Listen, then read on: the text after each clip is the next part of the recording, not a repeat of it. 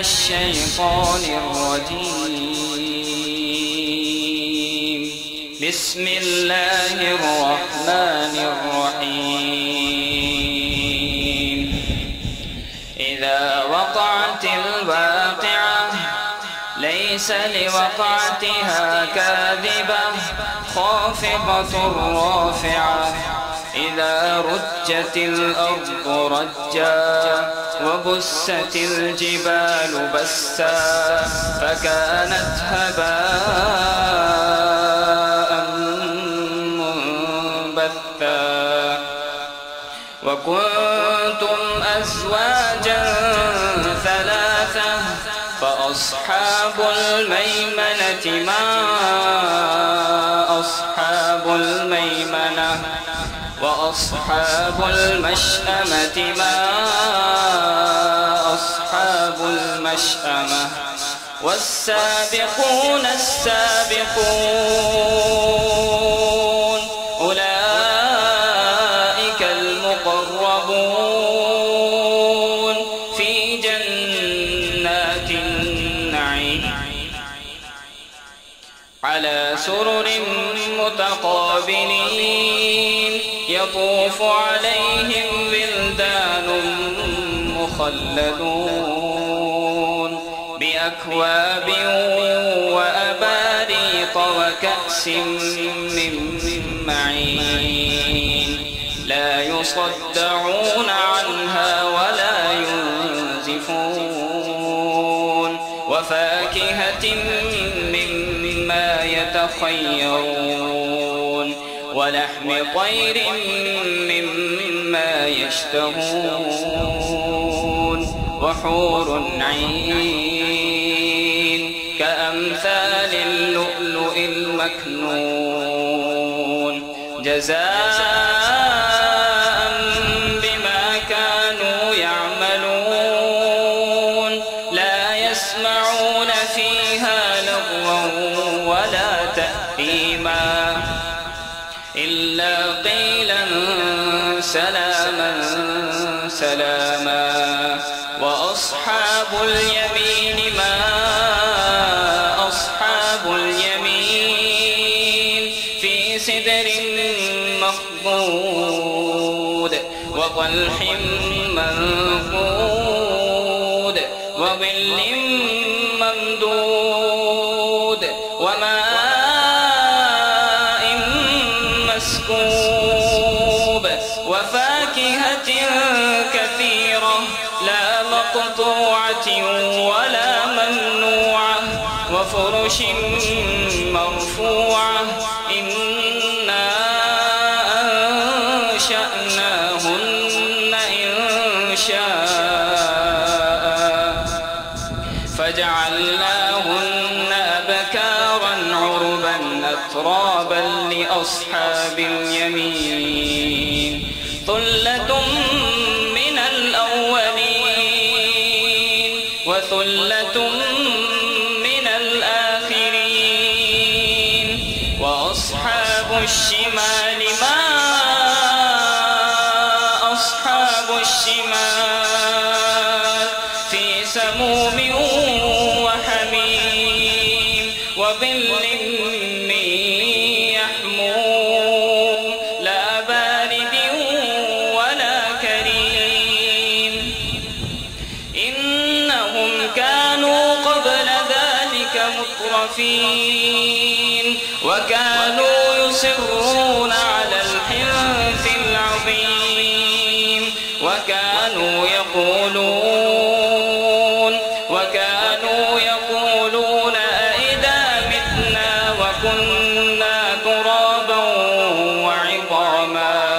وكنا ترابا وعظاما أئنا لمبعوثون أو آباؤنا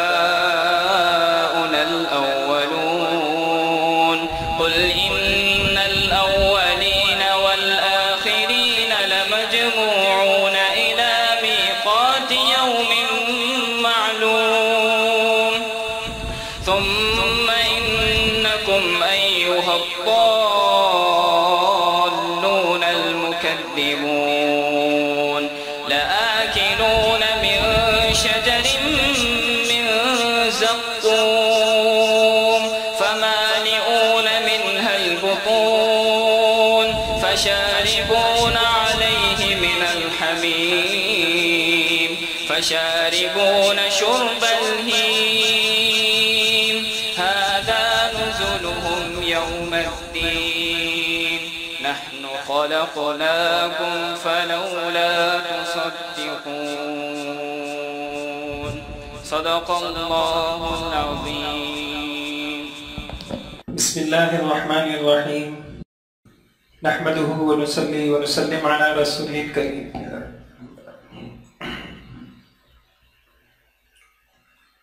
گزشتہ نشستوں کے اندر جو بات آئی تھی تو یہ بات چل رہی تھی کہ ہمارے مال میں، ہمارے کاروبار میں ہماری برکتیں کیسے آئیں، اس کے لیے ہمیں کیا کرنا ہوگا. تو یہ بات عرض کی تھی. اس کے لیے کچھ کام کرنے ہوں گے اور کچھ کاموں سے بچنا ہوگا. گزشتہ نشست میں کرنے کے کاموں میں سے پہلا کام میں نے یہ عرض کیا تھا کہ کمانے اور خرچ کرنے میں اچھی اچھی نیتیں ہوں جو ہمارے اللہ نے ہمیں بتائی ہیں، اور بری نیتوں سے بچا جائے. اچھی نیتیں کیا ہیں جس کی رہبری ہمیں کی گئی ہے؟ وہ 5 نیتیں آپ نے پڑھ لی. ان کے فوائد کیا ہوں گے وہ پڑھ لیے. آج انشاءاللہ ہم یہ پڑھ لیں گے کہ وہ بری نیتیں کیا ہیں، وہ غلط نیتیں کیا ہیں جن سے ہمیں بچنا چاہیے.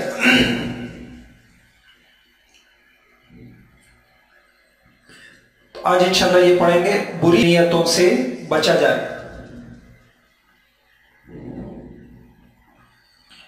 وہ بری نیت کیا ہے؟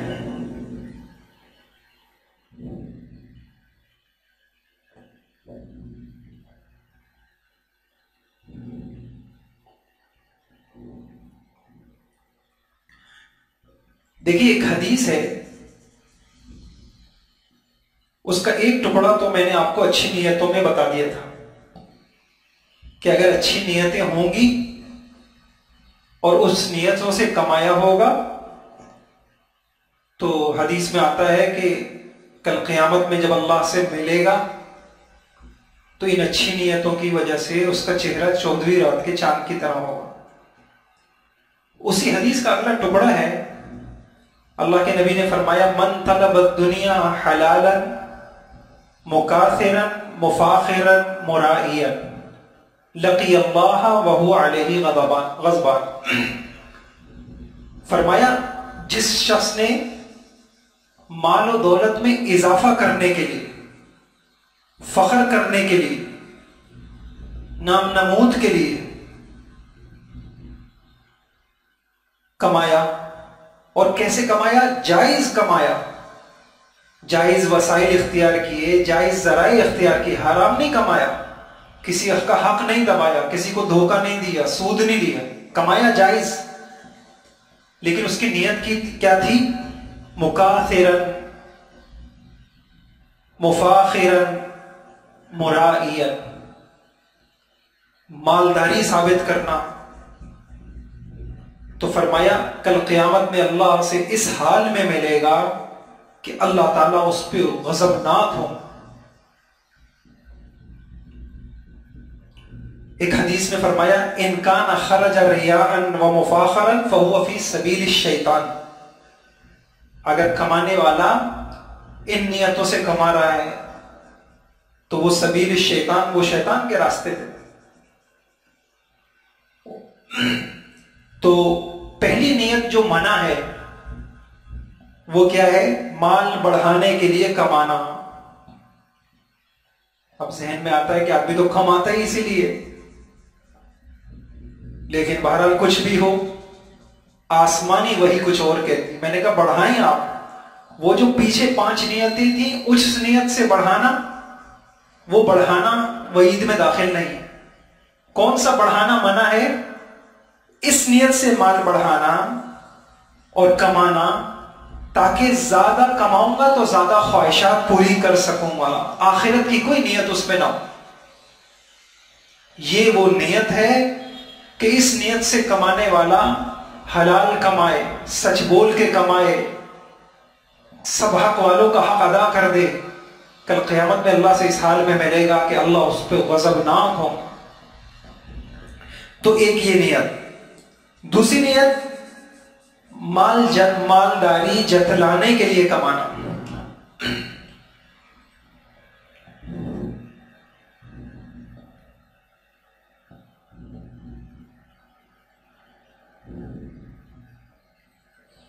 اب عام رکھیں اس کو، کمانا یا خرچ کرنا، ویسے خرچ کرنے کی نیتیں بعد میں بھی آئیں گی انشاءاللہ۔ دوسروں پر اپنی مالداری جتلانا اور فخر کرنا، پتہ چلے کہ میں کون سی گاڑی میں بیٹھتا ہوں، پتہ چلے میں کہاں رہتا ہوں، پتہ چلے میں کیا استعمال کرتا ہوں، تو اس لیے کما رہا ہوں دوسروں کے اوپر میری مالی برتری ثابت ہو جائے۔ اور تیسری نام نمود، دکھلاوا اور شہرت حاصل کرنے کے لیے کمانا۔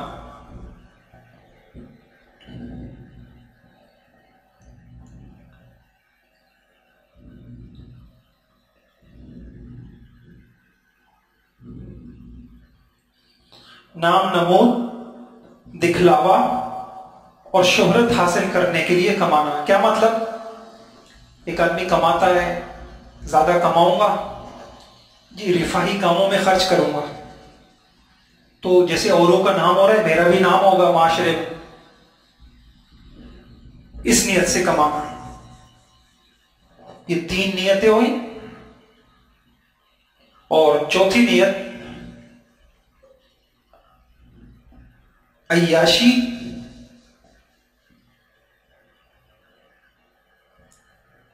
گناہوں،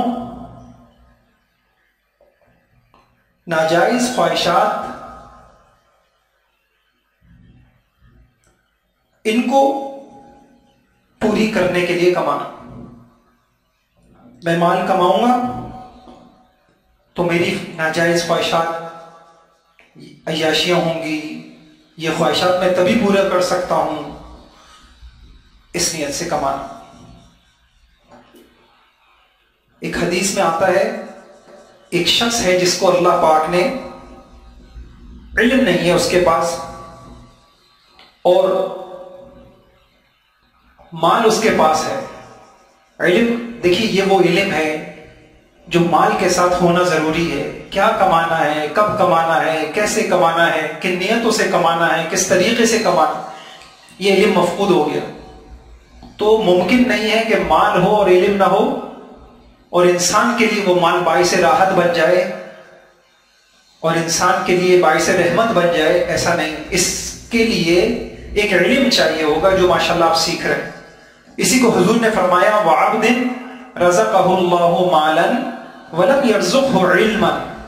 ایک آدمی کے پاس مال تو اللہ نے دے دیا، لیکن اس مال کو نہ کمانے کا اس کے پاس آسمانی علم ہے، نہ مال کو خرچ کرنے کا آسمانی علم ہے۔ تو فرمایا اور وہ اپنی دولت کو ناجائز جگہوں پہ خرچ کرتا ہے،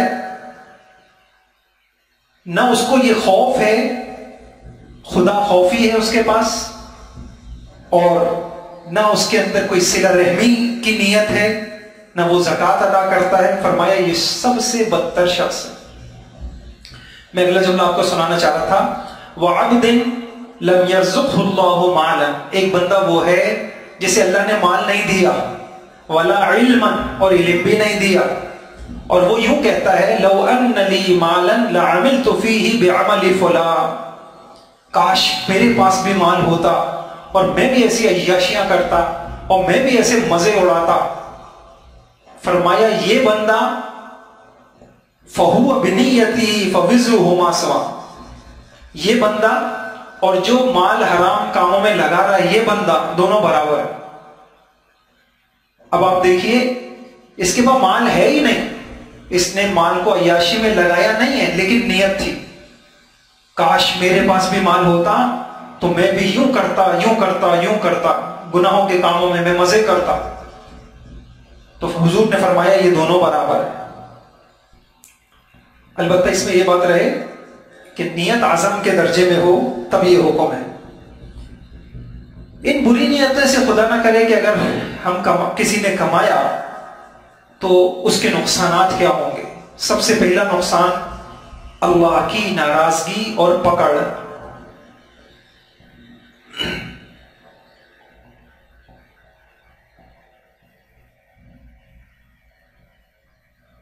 اللہ تعالی کی ناراضگی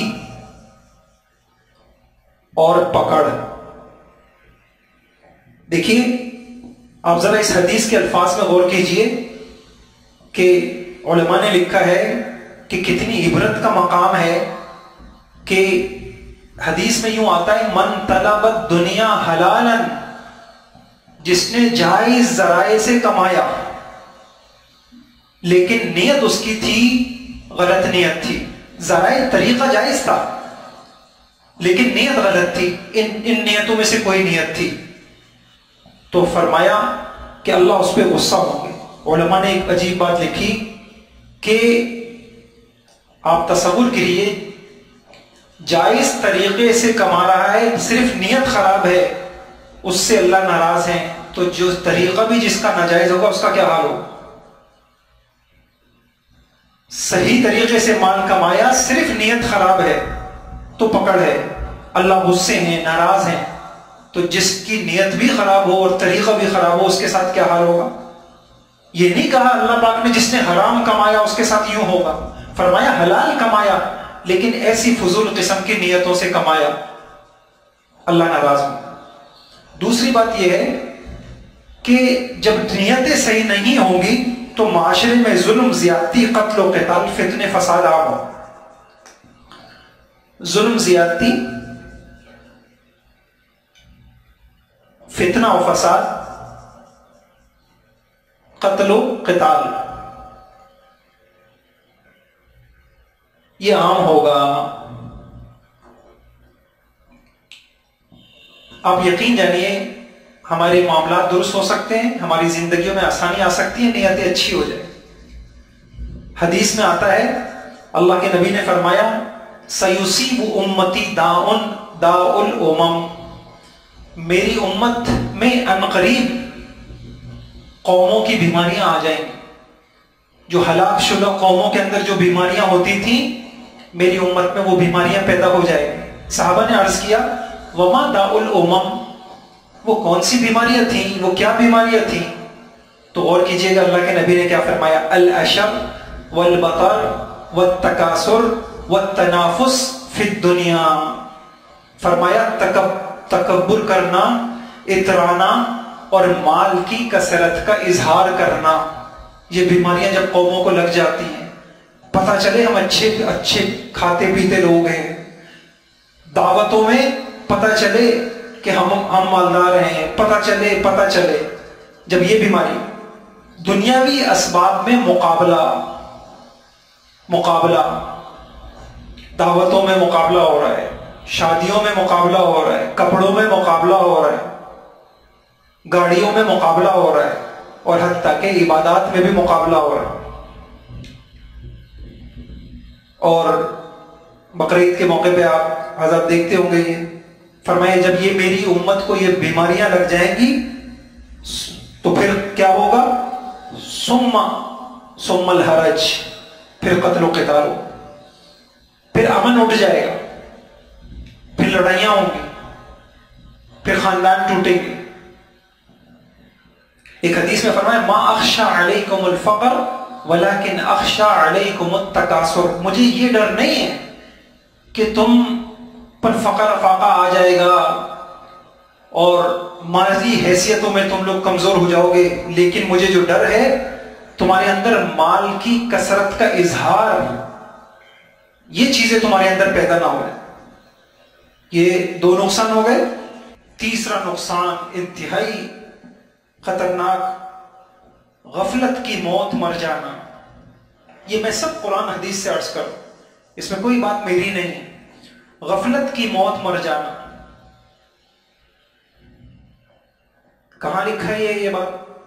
آپ نے پڑھی الہاکم التکاثر حتی زرتم المقابر، ایک دوسرے پر بڑھ چڑھ کر اپنی برتری ظاہر کرنا، تم اسی میں غافل رہے یہاں تک کہ تم قبرستانوں میں پہنچ گئے۔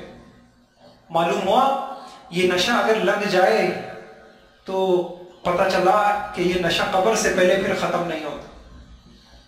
مالی برتری جتلانا، دوسروں سے، انسان اپنی ضرورت کے لیے نہیں کما رہا، بہت اچھا کھا پی رہا ہے، اللہ کا بڑا احسان ہے، لیکن اس کو ایک بیماری لگ گئی۔ وہ بیماری یہ لگ گئی کہ دوسروں سے میں نمایاں نظر آؤں، ایک امتیازی شان میری قائم ہو جائے، میری مالی برتری ثابت ہو جائے، دوسروں سے میں نمایاں نظر آؤں۔ فرمایا یہ بیماری جب لگ جاتی ہے پھر یہ نشہ قبر سے پہلے نہیں اترتا۔ ایک حدیث میں حضور نے فرمایا، ایک صحابی کہتے کہ ایک دن میں حضور صلی اللہ علیہ وسلم کی خدمت میں آیا، حضور نے یہ آیت تلاوت کی الہاکم التکاثر، اس کے بعد فوراً حضور نے یہ فرمایا یقول ابن آدم مالی مالی، ابن آدم کہتا ہے میرا مال میرا مال میرا مال، وَهَلْ لَكَ يَا ابْنَ آدَمَ مِن مَالِكَ إِلَّا مَا أَكَلْتَ فَأَفْنَيْتَ أَوْ لَبِسْتَ فَأَبْلَيْتَ أَوْ تَصَدَّقْتَ فَأَمْضَيْتَ۔ تمہارا مال نہیں ہے یہ، تمہارا مال وہ ہے جو تم نے کھا لیا، استعمال کر لیا، تم نے صدقہ کر دیا، وہ ہے تمہارا مال، باقی تمہارا نہیں ہے، تمہارے وارثوں کا مال ہے۔ اور چوتھا نقصان یہ ہے بے لذت گناہ میں مبتلا ہونا۔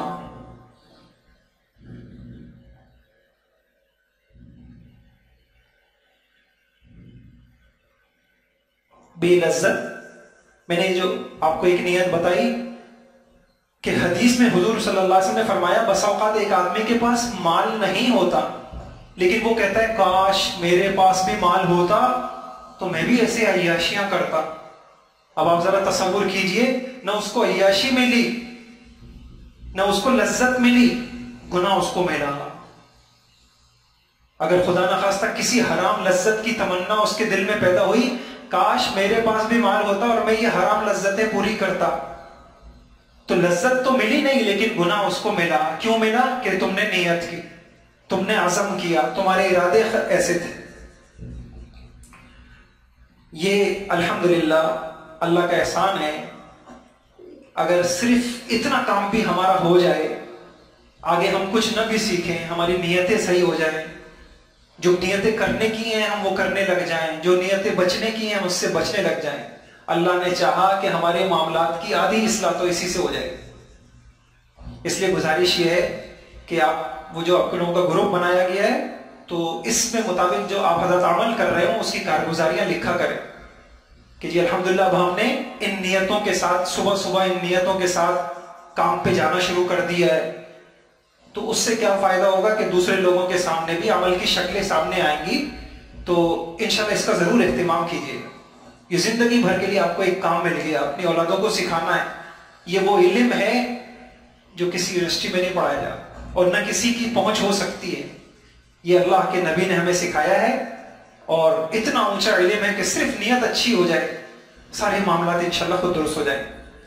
اب یہ ایک بات میں نے آپ سے عرض کی تھی،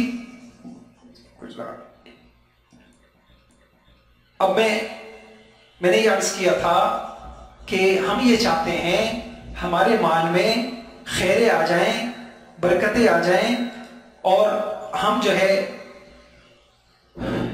اللہ کرے یہ مال ہمارے لیے باعث راحت بنے، رحمت بنے۔ جو مال آج عذاب بنا ہوا ہے، تو کرنا کیا تھا؟ تو ایک کام الحمدللہ واضح ہو گیا۔ پورا کورس میں انشاءاللہ صرف 3 کام آپ کو بتائیں گے، صرف 3 کام۔ میں پھر اس کو جوڑ رہا ہوں، ہمیں اپنے مال کو بابرکت بنانا ہے، باعث راحت بنانا ہے۔ بنے گا کیسے؟ پہلا کام نیتیں صحیح ہوں، بری نیت سے بنے۔ دوسرا کام شرعی اور اخلاقی پابندیوں کے ساتھ کمانا اور خرچ کرنا۔ دوسرا کام شرعی اور اخلاقی پابندیوں کے ساتھ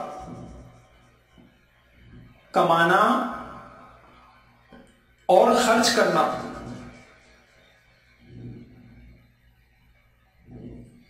شرعی اخلاقی پابندیوں سے آزاد ہو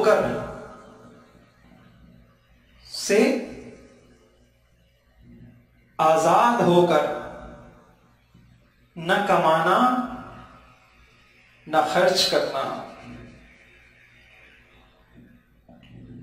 دیکھیے چونکہ یہ فرق ہے کثرت اور برکت کا.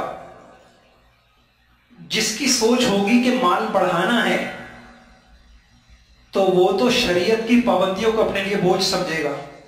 یوں کماؤ یوں نہ کماؤ، سچ بھی بولو جھوٹ بھی نہ بولو، وقت بھی پورا دو، کسی کو دھوکہ بھی مت دو، جو خیانت بھی نہ کرو، اپنے مال کا عیب بھی بتا دو. یہ پابندی یہ پابندی یہ پابندی. کثرت والا، کثرت کی سوچ رکھنے والا ان پابندیوں کو اپنے لیے بوجھ سمجھے گا اور وہ چاہے گا کہ کسی قسم کا مجھے پابند نہ ہونا پڑے. اس عنوان کو میں یہاں ابھی نہیں پڑھاؤں گا، میں اگلے عنوان کی طرف، یہ بہت انشاءاللہ ہمارا ساتھ ساتھ چلتا رہے گا، یا انشاءاللہ یوں کر لیں گے کہ اگلی نشستوں میں 2 عنوان ہمارے ساتھ چلیں گے. تیسری بات، تیسرا کام،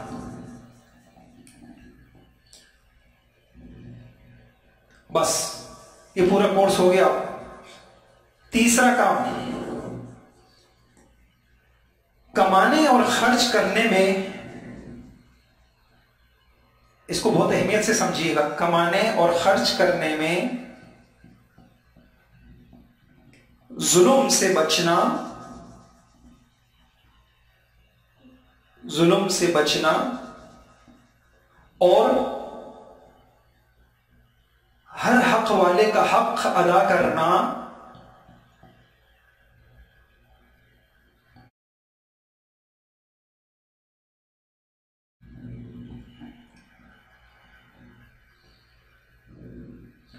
چاہیں تو اس کے ساتھ یہ بھی لگا دیں پورا ادا کرنا، ایک اور لگا دیں بروقت ادا کرنا.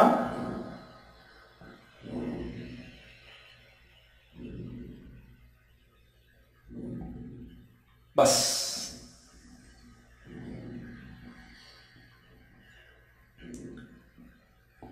یہ وہ 3 چیزیں ہیں جس خوش نصیب کو اللہ پاک نے یہ چیزیں عطا کر دیں تو وہ مال اس کے لیے باعث راحت بنے گا، رحمت بنے گا، برکتیں آئیں گی، خوشیاں آئیں گی، سکون کا ذریعہ بنے گا.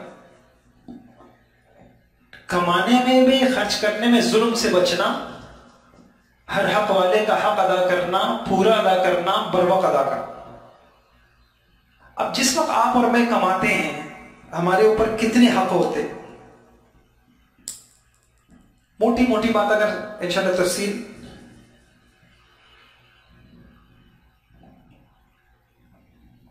اللہ کا حق، حق اللہ. کچھ شریعت آپ کو کہے گی دیکھو کماؤ لیکن اللہ کا یہ حق ادا کرو، اللہ کا یہ حق ادا کرو. بندوں کا حق، حق عبد. اور حیرت کی بات ہے ہماری شریعت کتنی کامل ہے. آپ کا اپنا حق، اپنے نفس کا حق، اتنی کامل ہے ہماری شریعت. بس اس وقت یہ جو ہے اللہ کا کیا حق ہے، یہ کلاسیں ابھی یہاں نہیں، یہ جو ہم نے یہ 10 کلاسیں رکھی ہیں اس میں یہ عنوان نہیں آئے گا.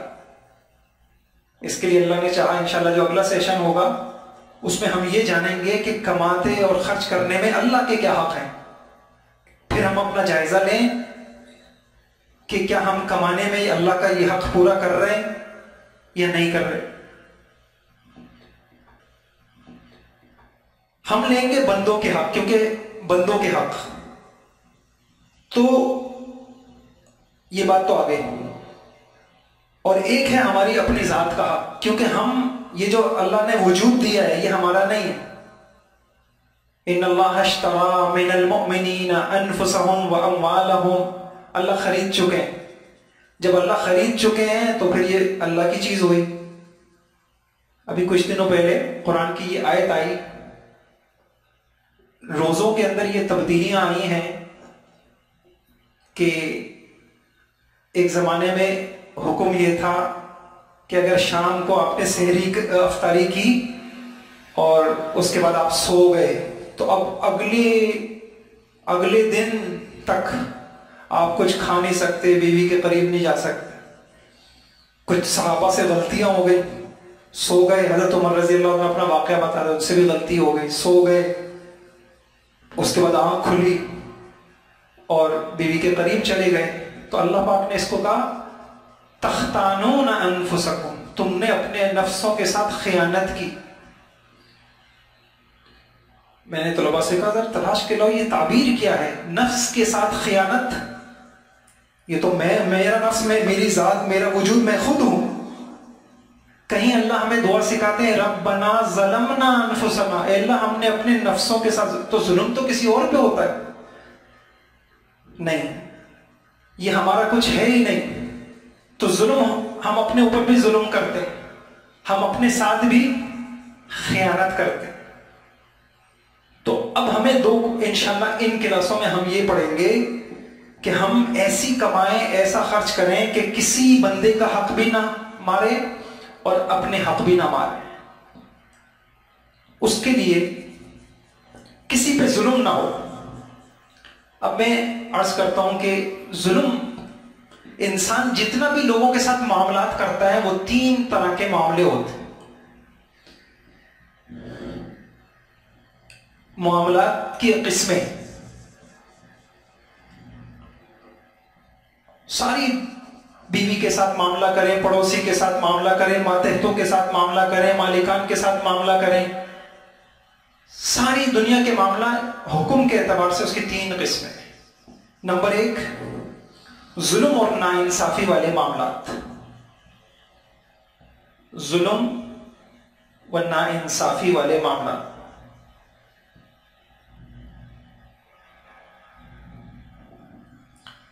نمبر 2، عدل و انصاف والے معاملات۔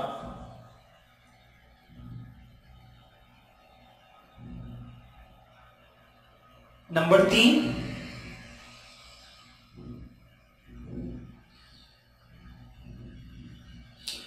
3، احسان اور ایثار والے معاملات۔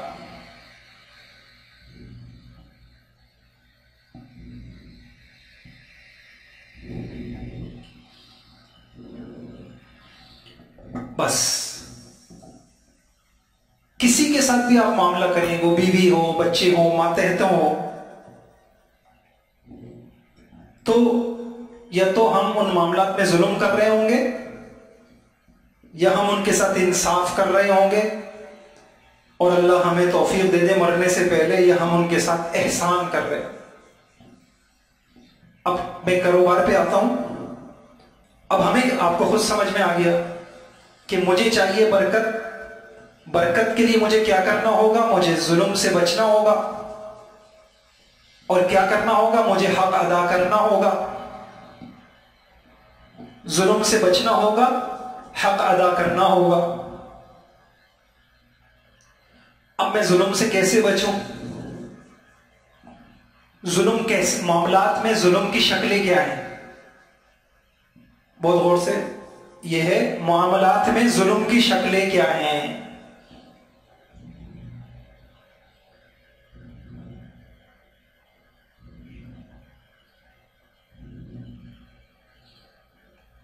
دیکھیے، پہلے ہم نے پڑھا معاملات کی قسمیں، ساری دنیا کی میں ہم جتنے بھی معاملات کرتے ہیں قسمیں ہو گئی 3۔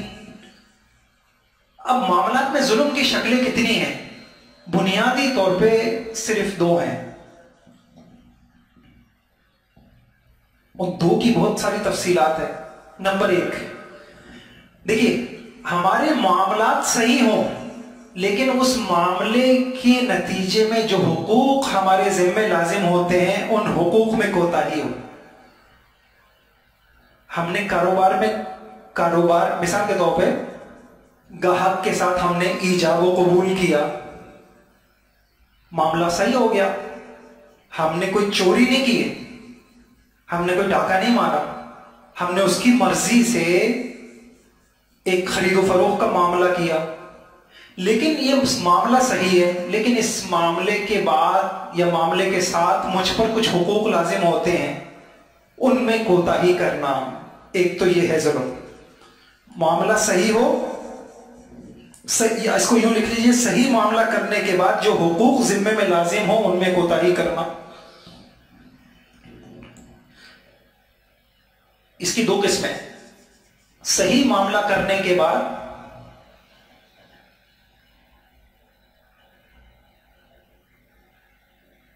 جو حقوق ذمے میں لازم ہوں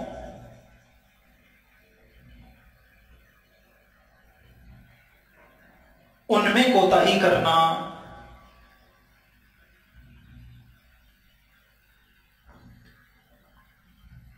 صحیح معاملہ ہے اور حقوق ادا نہیں ہو رہے، یہ ظلم ہے۔ نمبر دو، ایسے معاملہ ہی نہیں ہے، ناحق کسی کا مال ہتھیا لینا، ناحق،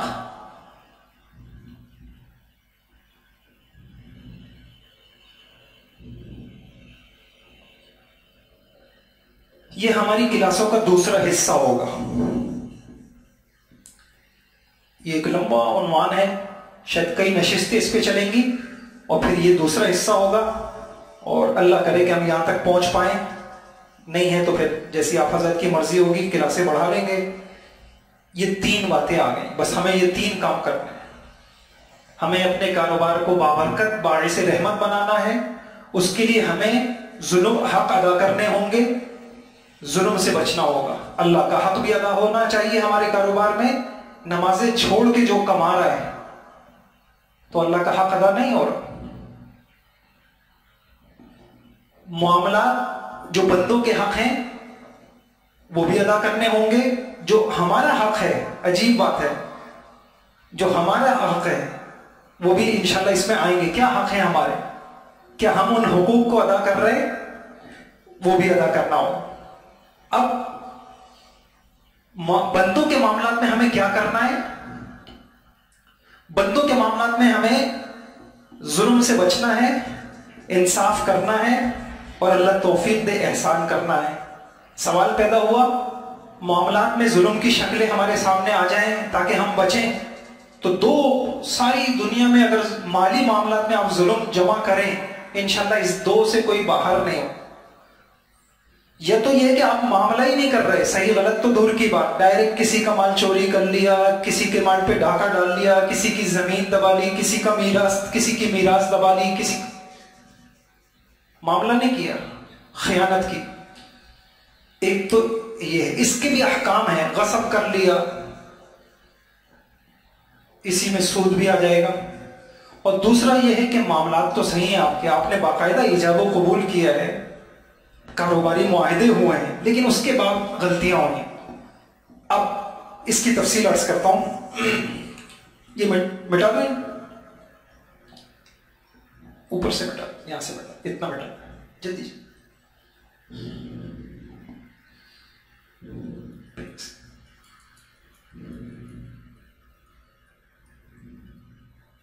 یہاں تک مٹا۔ ان معاملات، دیکھیے میں نے تین باتیں آپ کے سامنے عرض کی، معاملات کی قسمیں آپ کے سامنے آ گئی، یہ آ گئی، پھر معاملات کی شکلیں آپ کے سامنے آ گئی، یہ آ گئی، ظلم والے معاملات۔ اب معاملات کی حکم آپ کے سامنے آ گئی۔ اگر میں نے کسی کے ساتھ ظلم کیا تو کیا حکم ہوگا، اگر میں نے کسی کے ساتھ انصاف کیا تو شرعی اعتبار سے احکام کیا ہوں گے، اور میں نے کسی کے ساتھ احسان کیا تو معاملات کے احکام کیا ہوں گے۔ میں اس کو تقابل سے عرض کرتا ہوں۔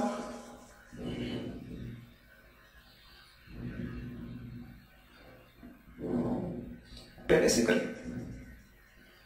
فوری کر دیکھیے، نمبر 1 ہے ظلم۔ پہلی بات یہ ہے کہ ظلم کا حکم کیا ہے، یہ حرام ہے، گناہ ہے۔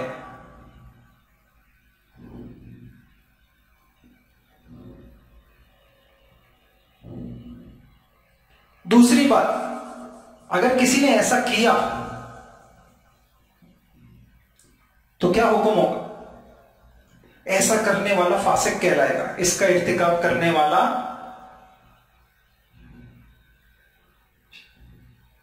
فاسق ہے.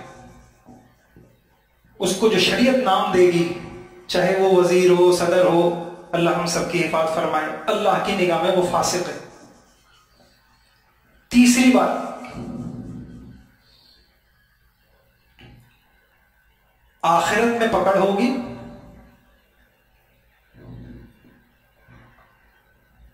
اور دنیا میں اس کا انجام برا ہوگا.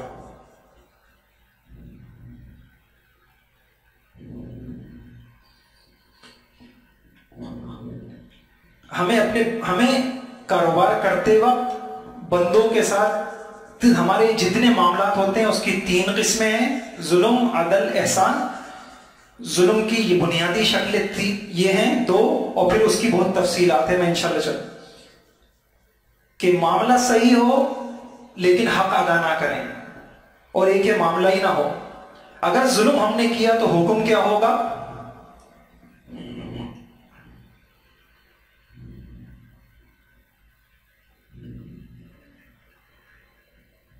اگر ہم نے ظلم کیا احکام کیا ہوں گے؟ تو جس ظلم کا ایک حکم یہ ہے کہ حرام ہے، گناہ ہے، جس نے کیا وہ فاسق ہوگا، اس کی آخرت میں پکڑ ہوگی، دنیا میں انجام برا ہو، دنیا میں کاروبار کا انجام بھی برا ہو. کسی نے ڈنڈی ماری تو اگلی مرتبہ میں آپ اس کے یہاں سے لیں گے سودا. آپ نے سنا ہوگا کہ ہمارے یہاں کیا کہتے ہیں، یار یہاں سے پیٹرول نہیں بھرانا، دوسروں کو بھی کہہ رہے ہو یہاں سے دودھ مت لینا، یہاں سے سودا مت لینا، تو دنیا میں بھی انجام برا ہوگا. اگلی بات، اگر ہم نے اپنے معاملات کو عدل انصاف پر رکھا، یہ 2 ہے، تو کیا حکم ہوگا؟ پہلی بات یہ ہے کہ ایسا کرنا واجب ہے، یہ ہمارے فرائض ہیں میں سے، یہ ہم پر لازم ہے. کیا ہوگا؟ اللہ کی ذات سے امید ہے نجات ملے گی، اور شاید ہم یوں کہہ سکیں کہ اس اصحاب یمین میں سے وہ بن جائے گا. اب یہ بچے نے تلاوت کی نا، کل قیامت میں ساری دنیا کی اللہ پاک نے 3 تقسیمیں کی. ایک ہوں گے مقرب، اور یہ بہت تھوڑے ہوں گے، سلۃ من الاولین وقلیل من الاخرین، بڑے نصیب والے ہوں گے. دوسرے ہوں گے اصحاب یمین، دائیں ہاتھ والے، یہ جنتی، اس درجے کے تو نہیں ہیں لیکن ہیں. اور تیسرے ہوں گے اصحاب الشمال، جہنم. تو انشاءاللہ ان کو بھی نجات ملے گی. باعث نجات، ان کا عدل باعث نجات ہوگا، اور دنیاوی انجام بھی بہتر ہوگا.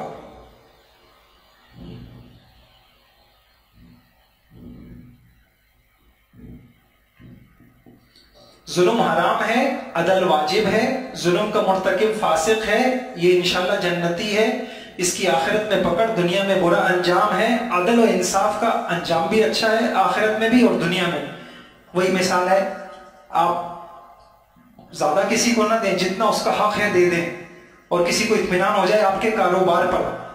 تو کاروباری جانتے ہیں کاروبار میں سب سے بڑی چیز اعتماد ہے، کسٹمر کا اعتماد ہے. اس کو آپ کی کوالٹی پر، کوانٹیٹی پر کتنا اعتماد ہے، جتنا اعتماد بڑھے گا کاروبار چمکے گا.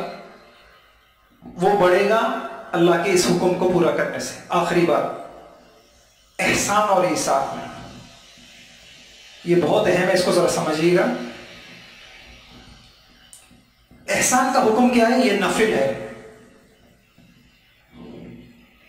یوں کہہ لیجیے بہتر ہے، افضل ہے. ایسا شخص کہاں بنے گا؟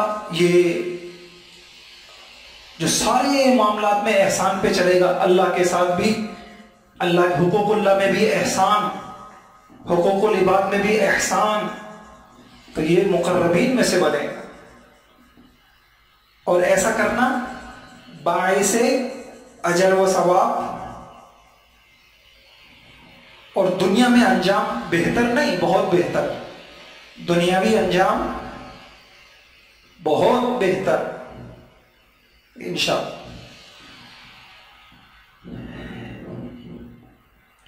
یہ 3 باتیں آپ کے سامنے آئیں. ہمیں اپنے کاروبار کو بابرکت بنانا ہے, انصاف کرنا ہوگا, اب اللہ کے حقوق میں بھی ظلم نہیں کرنا, کوتاہی نہیں کرنی, بندوں کے حق میں بھی اپنے ساتھ بھی.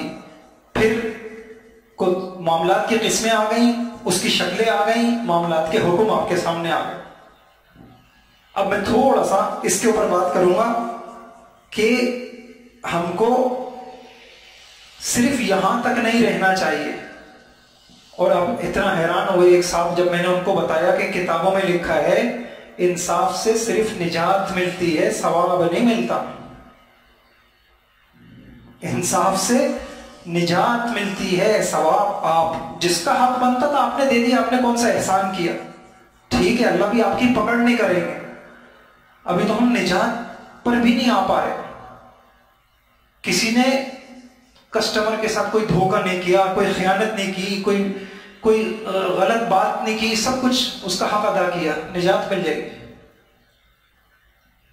آپ نے انصاف کیا, جو ثواب ملتا ہے وہ تو احسان پہ ملتا ہے. اس کی ایک مثال عرض کر دوں. مثال کے طور پہ آپ نے کوئی چیز بیچ دی, ایجاب اور قبول ہو گیا, خرید و فروخت آپ کا معاملہ ہو گیا. اب شریعت یہ کہتی ہے اب دونوں, اب اگر یہ سودا کینسل کرنا چاہتے ہیں تو آپ کوئی یک طرفہ کینسل نہیں کر سکتا. آپ کہتے ہیں یار میں نہیں چاہ رہا کہ یہ گاڑی میں نے آپ سے خریدی تھی, مجھے ذرا ایسا مسئلہ ہو گیا, آپ واپس کر لیں. اب اگر وہ جو فروخت کرنے والا تھا وہ آپ کے اوپر رحم کھا کے کہتا ہے چلو ٹھیک ہے, تو یہ کیا کیا اس نے؟ احسان کیا. آپ نے ادھار جو ہے کوئی چیز خریدی اور اس کی مدت طے ہوئی 1 مہینے بعد. آپ 1 مہینے کے بعد اس کے پاس آتے ہیں اور آپ اس کو کہتے ہیں کہ یار مشکل ہو رہی ہے, تھوڑا سا مہلت دے دو. آپ کہتے ہیں چلو. تو آپ نے کیا کیا؟ احسان کیا. اور آگے انشاءاللہ جب ہم یہ عنوان تفصیل سے پڑھیں گے, اگر ہم پہنچ گئے یہاں تک اگر ہم پہنچ گئے تو اس کے اندر یہ ہم پڑھیں گے کہ حضور نے ایک حدیث سنائی, تم میں سے پہلی امتوں میں ایک شخص تھا اور جب وہ کوئی خرید و فروخت کا معاملہ کرتا تو جو غریب ہوتا مساکین اس کو مہلت دے دیتا. اللہ پاک نے اس کی اسی پہ مغفرت کر. احسان پہ مغفرت گھاٹا نہیں ہے ہمارے, مغفرتیں ملیں گی, اللہ کی رضا ملے گی, یہ ہے نفل. اب میں اس کی بس صرف اس کی چند بنیادیں بتا کے پھر اس پہ آتا ہوں. ہمیں یہ بھی کرنا چاہیے احسان. کیوں؟ ایک تو اس لیے کہ قرآن و حدیث میں اس کے فضائل آئے, ترغیب دی ہے. اللہ ہمیں یہ نہیں کہتے بس قانونی کارروائی کرو, بھائی میں نہیں جانتا میرا حق ہے. قرآن میں ہے وَأَحْسِنُوا إِنَّ اللَّهَ يُحِبُّ الْمُحْسِنِينَ. اس کی ترغیب ہے, قرآن اور حدیث کے اندر احسان کی ترغیب ہے. دیکھیے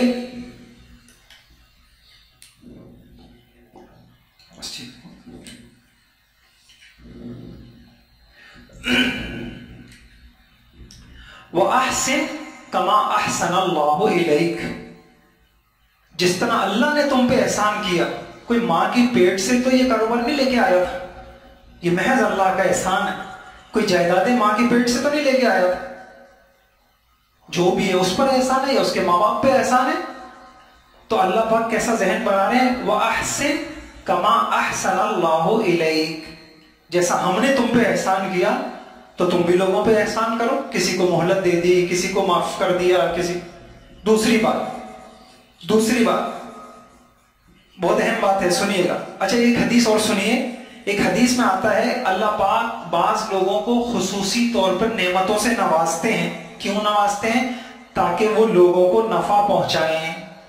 جب تک وہ لوگوں کو نفع پہنچاتے رہتے ہیں اللہ پاک ان کی نعمتوں کو باقی رکھتے ہیں, اور جب وہ نفع پہنچانا چھوڑ دیتے ہیں اللہ بھی ہاتھ کھینچ لیتے. ایک حدیث نہیں بھرا پڑا ہے قرآن.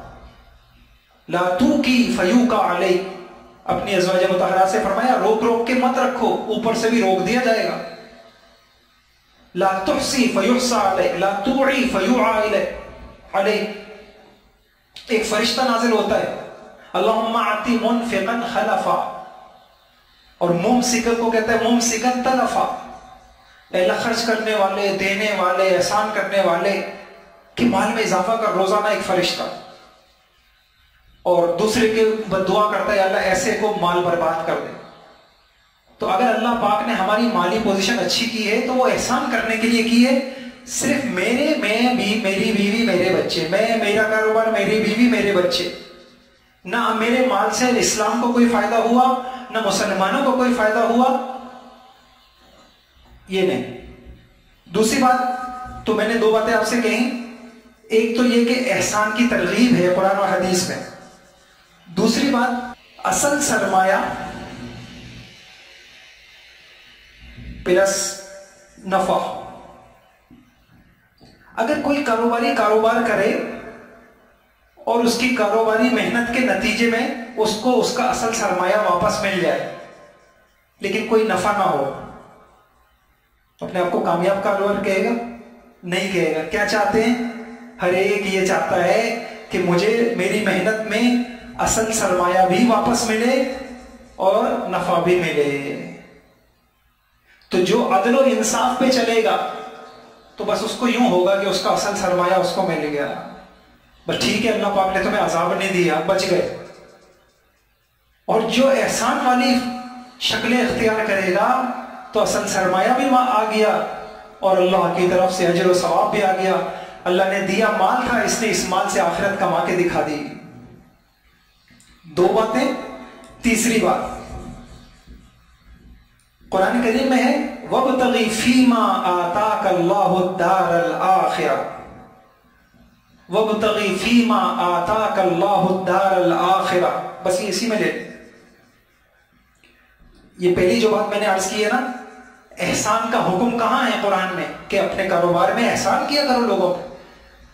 تو ایک تو یہ ہے وَأَحْسِن كَمَا أَحْسَنَ اللَّهُ إِلَيْكَ، ہم نے تم کو اونچا کر دیا، کچھ مال دے دیا، تم بھی کرو احسان۔ دوسرا اللہ پاک کہہ رہے ہیں وَابْتَغِ فِيمَا آتَاكَ اللَّهُ الدَّارَ الْآخِرَةَ، ارے بھائی یہ مال صرف دنیا کمانے کے لیے نہیں ہوتا، یہ مال آخرت کمانے کے لیے ہے، تو اپنے مال سے آخرت بھی کماؤ۔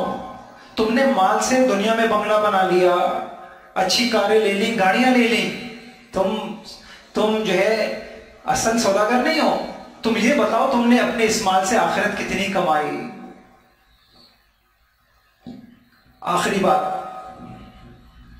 اس میں احتیاط بھی ہے، احسان والی شکل چلنے میں احتیاط بھی ہے۔ اس میں احتیاط بھی ہے۔ کس میں احتیاط ہے؟ یہ احسان میں۔ اگر ہم اپنے معاملات میں ظلم کریں گے تو بربادی ہے، صرف انصاف کریں گے، نہیں بھائی میں ناانصافی کسی کے ساتھ نہیں کرتا۔ بھائی اگر آپ دیکھیے، ایک مثال عرض کروں، علماء نے اچھی مثال دی ہے، فرمایا جو لوگ اپنے معاملات میں انصاف پہ چلتے ہیں، تو انصاف تو بارڈر ہے، اس کی ایک طرف ظلم ہے، کراعی حول الحما یوشک ان یقع فیہ، حضور نے بڑی بہترین مثال دی کہ جو لوگ بارڈر پہ چلتے ہیں تو ہر وقت خطرہ ہے، کبھی ادھر چلے جائے۔ آپ صرف انصاف کی حدود میں چل رہے ہیں، 100 معاملات آپ نے کیے، ہو سکتا ہے 99 میں آپ انصاف کر جائیں، 1 میں آپ بہک جائیں۔ تو فرمایا جو لوگ صرف انصاف والی لائن پہ چلتے ہیں، کسی وقت بھی خطرہ ہے کہ وہ ظلم میں چلے جائیں گے۔ اس کے بالمقابل جو لوگ احسان والی شکلیں اختیار کرتے ہیں، تو اگر کبھی نفس کے تقاضے کی وجہ سے، غفلت کی وجہ سے کمی ہوئی بھی، تو احسان سے کہاں چلے جائیں گے؟ انصاف میں چلے جائیں گے۔ تو احتیاط کا تقاضا بھی ہے۔ اس کی ایک مثال آپ یہ دیکھیے، اللہ کے نبی نے فرمایا کہ بھائی، اچھا میں نے آپ سے کہا نا کہ احسان نفل ہے، انصاف واجب ہے۔ اب آپ ایک اور طریقے سے یہ مسئلہ سمجھیے، حدیث میں آتا ہے ان اول ما يحاسب به العبد يوم القيامه من عمله صلاۃ، سب سے پہلے نماز کا حساب ہوگا۔ نماز اچھی نکل آئی، کامیاب۔ نماز میں، فرض نماز میں کمی ہوئی تو اللہ کیا کہیں گے؟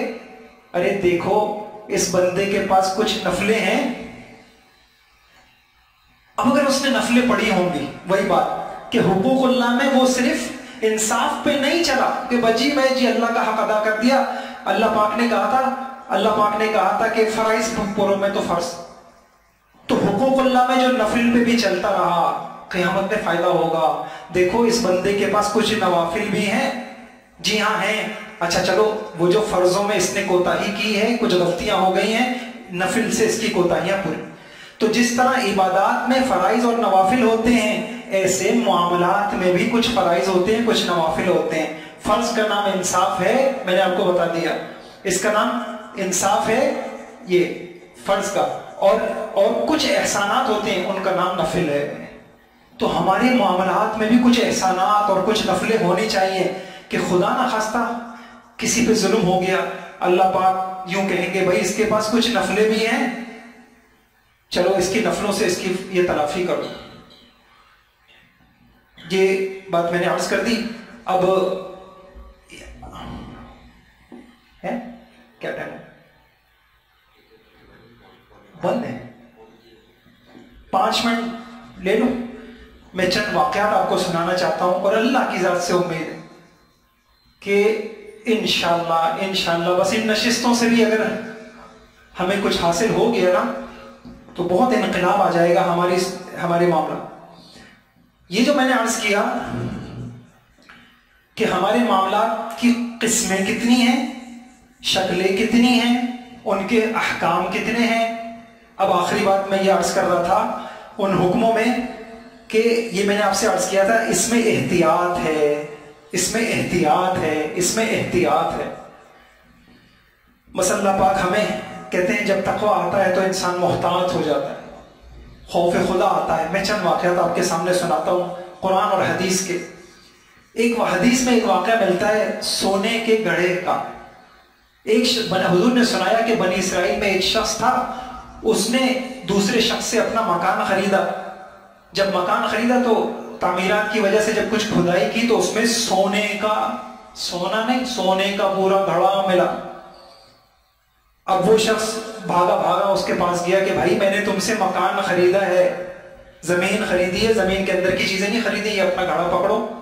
وہ کہتا ہے نہیں بھائی، وہ بھی اللہ والا، یہ بھی وہ کہتا ہے نہیں بھائی میں نے جو کچھ تھا سب بیچ دیا، تم جانو. خوف خدا، احتیاط، یہ میرے لیے حلال ہے یا نہیں ہے. میں انشاءاللہ ایک عنوان آئے گا اس میں صحابہ جب تک ان کو حلال حرام کا پتہ نہ چل جائے اپنے معاملات کو موقوف رکھتے تھے، استعمال نہیں کرتے تھے. ایسے ہی حضور پاک صلی اللہ علیہ وسلم نے ایک واقعہ حدیث میں سنایا کہ بنی اسرائیل کا ایک شخص تھا، وہ دوسرے آدمی سے قرضہ لینے آیا. اس نے کہا دوا لاؤ.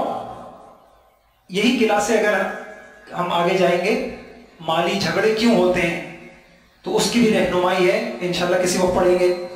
اس نے کہا دوا لاؤ. اس نے کہا کفا باللہ شہیدا، بھائی گواہ میرے پاس نہیں ہے، اللہ میرا گواہ ہے. اس نے کہا اچھا کوئی ضامن لاؤ. کہتے ہیں کفا باللہ وکیلا، کوئی اور نہیں ہے، اللہ ہے.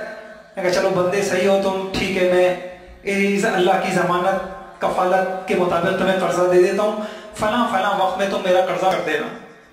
اس کو سفر کرنا تھا، بحری اور دریائی سفر تھا، یہ سفر کر کے چلا گیا. اب اس نے اپنی جو ضرورت تھی اس کو پورا کی. اس کے بعد جب اس کو واپس آنا تھا قرضہ واپس کرنے کے لیے، جب یہ واپس آیا تو دریا میں کوئی کشتی نہیں ملی کہ یہ وہ پار کر کے وہاں آ جائے. اب انتہائی پریشان. ہمارے یہاں قرضہ دینے والا پریشان ہوتا ہے، لینے والا. بس یہ فرق ہے. انشاءاللہ اللہ نے چاہا یہ چیزیں ہمارے اندر پیدا ہو گئی تو قرضہ لے کے یا اللہ کیا بنے گا اگر اس حال میں مر گیا. قرضہ لینے والا پریشان ہو رہا ہے. اب پریشانی کے اندر آیا، دیکھیں اپنی پوری کوششیں کرنا نیت کا. اچھا اسی واقعے میں آپ کو یہ بات بھی پتہ چلے گی کہ نیت، میں نے آپ کو ایک بات کہی تھی، جتنا قرآن حدیث پڑھ رہا ہوں ایک بات سمجھ میں آ رہی ہے، جیسی نیت ویسی مدد. اب آپ اس واقعے میں اس کی مثال دیکھیں. جب وہ آیا اور اس نے وہاں کوئی کشتی نہیں ملی، یا اللہ کیا کروں، کتنی عجیب، میں نے تو تجھے اللہ کفیل بنایا تھا، میں نے تجھے ضامن بنایا تھا، یا اللہ اب کچھ نہیں سمجھ میں آیا. تو اس نے ایک لکڑی لی، اس کے اندر وہ رقم رکھی اور کہا یا اللہ تو ہی کفیل ضامن ہے، اب میں جتنا کر سکتا تھا میں وقت پہ آ گیا. اب باقی آگے کے حالات میرے بس میں نہیں تھے، لہٰذا یا اللہ یہ تیرے حوالے ہے، تو پہنچا دے۔ وقت مقررہ پر وہ شخص بھی آیا۔ جب وہ شخص آیا تو اس نے دیکھا کہ یار وہ قرضہ دینے والا تو آیا نہیں، تو اس کو ایک لکڑی پڑی ہوئی ملی۔ اس نے کہا چلو گھر میں اس کو جلا کے کام میں لائیں گے، وہ لے گیا، گھر میں جا کے گیا تو مل گئی۔ بعد میں جب یہ شخص واپس آیا فوراً اب اس کے وہی قرضہ لینے والا پریشان تھا، سیدھا بھاگا گیا اور کہا بھائی اپنے قرضہ پکڑو اور بڑی مجھ سے معافی چاہتا ہوں کہ مجھ سے تاخیر ہو گئی۔ اس نے کہا کہ تمہارا قرضہ تو وصول کر چکا ہوں میں۔ کہا کیسی بات کر رہے ہو، میں تو آیا ہی ابھی ہوں۔ کہا تم یہ بتاؤ اچھا تم نے کچھ اس طریقے کا کام کیا تھا؟ اس نے کہا ہاں کیا تھا۔ یہ حدیث کا واقعہ میں آپ کو سنا۔ ایسے ایک اور واقعہ، ایک مرتبہ اللہ کے نبی نے رات کو ایک کھجور پڑی ہوئی تھی وہ کھا لی، پوری رات نہیں سوئے۔ ازواج مطہرات نے پوچھا یا رسول اللہ آپ کو نیند نہیں آ رہی؟ فرمایا مجھے اپنے پہلو میں ایک کھجور پڑی ہوئی ملی تھی، وہ میں نے کھا لی ہے۔ ہمارے گھر میں تو صدقے کا مال بھی آتا ہے، پوری رات مجھے خدشہ رہا صدقہ تو میرے لیے حلال نہیں ہے، ایسا نہ ہو کہ یہ صدقے کی کھجور ہو۔ احتیاط۔ اور یہ واقعہ تو آپ نے کئی مرتبہ سنا ہوگا، حضرت ابو بکر رضی اللہ تعالیٰ عنہ کا ایک غلام تھا اور وہ کچھ کماتا تھا اور اس کے بعد پیسہ لایا کرتا تھا۔ ایک حضرت ابو بکر جب بھی ہوتے اس سے پوچھتے ہوئے کہاں سے آیا یہ پیسہ، یہ چیز کہاں سے آئی ہے۔ ایک مرتبہ بھوک اتنی شدید تھی کہ وہ جو لے کے آیا کھا لیا، لقمہ تھا کھا لیا، سخت بھوک لگی ہوئی تھی۔ اس نے کہا بھائی آپ ہمیشہ پوچھتے تھے، اس مرتبہ آپ نے مجھ سے پوچھا نہیں۔ انہوں نے کہا اچھا بتاؤ کیا ہوا؟ کہنے لگا وہ اس نے جو اپنے معاملات بتائے وہ معاملات صحیح نہیں تھے۔ ابو بکر رضی اللہ عنہ کہ تم تو مجھے ہلاک ہی کر دو گے، پانی لے کے آؤ۔ پانی منگوایا، پانی پیتے رہے، حلق میں انگلیاں ڈالتے رہے، پانی پیتے رہے، حلق میں الٹی، سخت بھوک کے اندر ایک لقمہ کہاں نکلے گا؟ اور بڑی مشکل سے قے کرتے رہے، آخر قے ہوئی تو ان کو سکون آیا۔ کسی نے کہا کہ آپ نے ایک لقمے کی وجہ سے اپنے آپ کو اتنا تکلیف میں ڈالا۔ فرمایا کہ اگر میری جان سے بھی یہ لقمہ نکلتا تو میں اپنی جان دے دیتا، اس لقمے کو باہر نکالتا۔ میں نے حضور سے سنا ہے جو بدن مال حرام سے پرورش پائے گا آگ اس کے لیے بہتر ہے۔ مجھے یہ ڈر ہوا کہ میرے بدن کا کوئی حصہ اس لقمے میں پرورش نہ پائے۔ ایک لقمہ۔ ایسی ایک واقعہ ہے، ایک مرتبہ ابو بکر رضی اللہ کا مشہور واقعہ ہے کہ جب وہ خلیفہ بنائے گئے تو وہ تجارت کے لیے نکلے۔ ابو بکر اور حضرت عمر رضی اللہ عنہ آئے، بھائی کہاں جا رہے ہیں؟ بھائی کما رہا ہوں۔ بھائی آپ کی خلافت کی ذمہ داری ہے وہ سنبھالیں۔ کہنے لگے بھائی یہ بچوں کے لیے کون کمائے گا؟ وہ آپ کے لیے بیت المال سے مقرر کرتے ہیں۔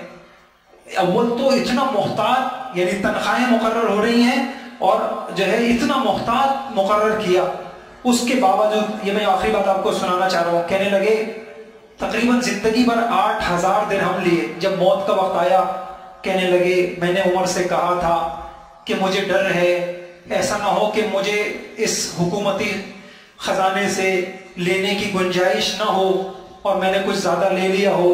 میں نے عمر کے اصرار پر بیت المال سے یہ تنخواہ لی تھی، اب میں مر جاؤں گا تو میرے مال سے یہ 8000 جو ہے یہ بیت المال میں جمع کرا دیں۔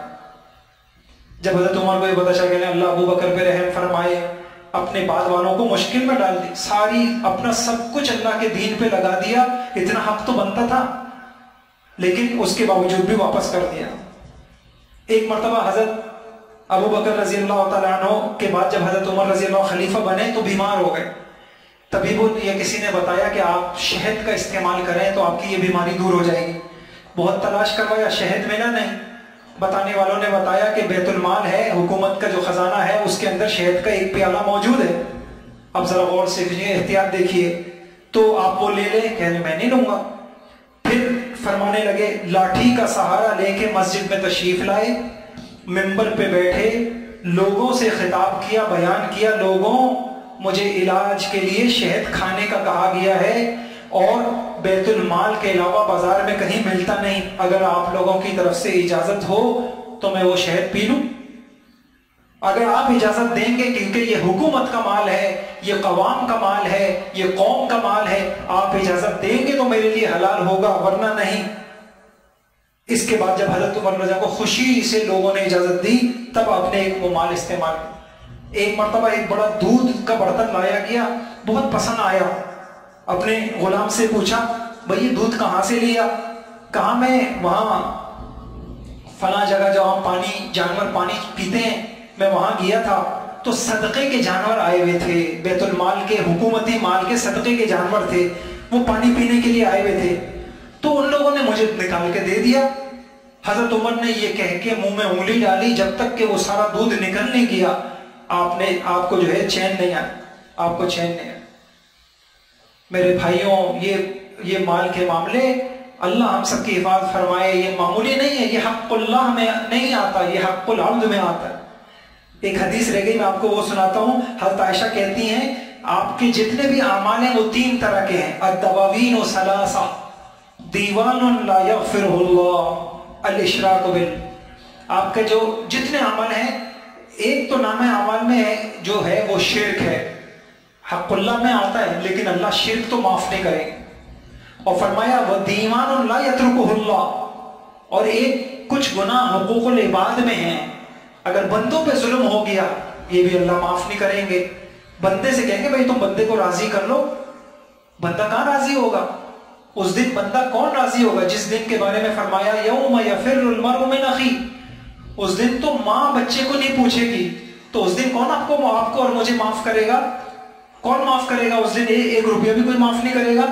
تو فرمایا ایک اس طرح کے گناہ ظلم العباد فیما بینہم, جو بندوں پہ ظلم کرتے ہیں, اللہ پاک نہیں کہ اللہ کہیں گے بدلہ دو.